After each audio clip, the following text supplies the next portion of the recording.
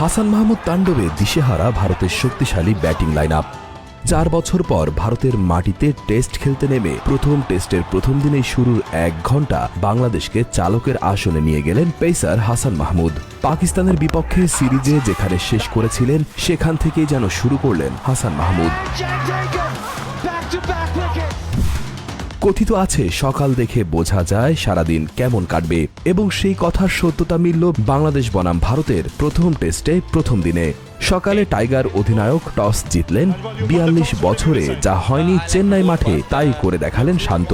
শেষ 42 বছরে চেন্নাইয়ের মাটিতে টেস্টে টসে জিতে ফিল্ডিং নেয়নি কোনো দল। এটা নিয়ে সমালোচনার শিকার হচ্ছিলেন শান্ত, কিন্তু শান্তর সাহসী সিদ্ধান্তে সমালোচকদের চুপ করিয়ে তাদের ভুল প্রমাণ করে দিলেন হাসান মাহমুদ। ভারতকে এক প্রকার বিশাল বিপদেই ফেলে দেন হাসান মাহমুদ।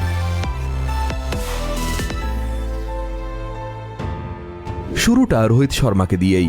আম্পায়ার্স কলে হাসান মাহমুদের বলে লেগ বিফোর আউট থেকে বেঁচে গেলেও হাসান যেন ইঙ্গিত দিচ্ছিলেন, রোহিত আজ তুমি হবে আমার শিকার। তারপর হিটম্যান খ্যাত রোহিত শর্মাকে টাইগার অধিনায়ক শান্তর ক্যাচে পরিণত করে ভারতীয় শিবিরে প্রথম আঘাতটা হানেন হাসান মাহমুদ।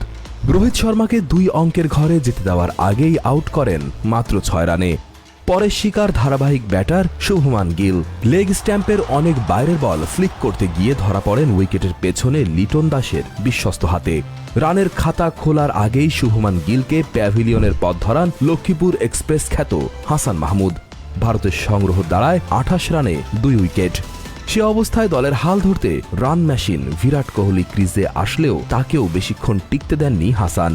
গুড লেন্থের ধীরগতির বল ব্যাটের কানায় ছুঁয়ে জায়গা করে নেয় লিটন দাসের গ্লাভসে।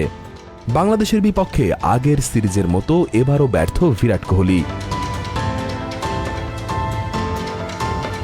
34 রানে 3 উইকেট হারায় ভারত, এবং তাতেই ড্রাইভিং সিটে টাইগাররা। এরপর লাঞ্চ বিরতির পর ঋষভ পান্থকে লিটনের ক্যাচ বানিয়ে নিজের চতুর্থ উইকেট শিকার করেন হাসান মাহমুদ। রোহিত শর্মা, শুভমান গিল এবং বিরাট কোহলিকে আউট করা এক ইনিংসে যে কোনো ফরম্যাটে নিজের শিকার বানানো যে কোনো বোলারেরই স্বপ্ন, এবং সেই স্বপ্ন যেন ডাল ভাতের মতো পূরণ করলেন হাসান। ভারতের ইনিংসে দলীয় 5 ওভার থেকে 9.2 ওভারের মধ্যে এই তাণ্ডব ঘটান হাসান। যেখানে তাসকিন, সাকিব, মিরাজকে নিয়ে ভারত পরিকল্পনা সাজিয়েছিল, সেখানে হাসান মাহমুদ হয়ে গেলেন তাদের মাথা ব্যথার কারণ। এবাদত হোসেন ইনজুরি মুক্ত থাকলে হয়তো পাকিস্তান সিরিজ থেকেই ম্যাচ কেন দলের বাইরেই থাকতে হতো হাসান মাহমুদকে। কিন্তু ক্রিকেট বিধাতা হয়তো চাইতো হাসান খেলুক এবং গড়ুক ইতিহাস। দলে না থাকার অনিশ্চয়তায় ভোগা সেই হাসানই এখন টাইগার টেস্ট বোলিং লাইন আপের মূল শক্তি।